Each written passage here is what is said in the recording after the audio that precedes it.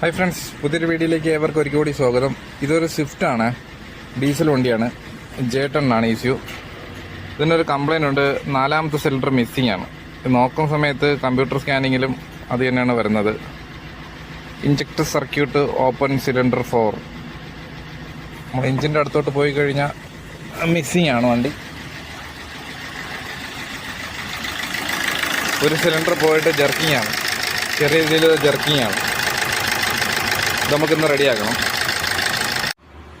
ഇപ്പം എൻ്റെ ബോഡി ഞാൻ ഇളക്കുന്നുണ്ട്, ഇവിടെ ഇളക്കിയിട്ടിട്ടുണ്ട്.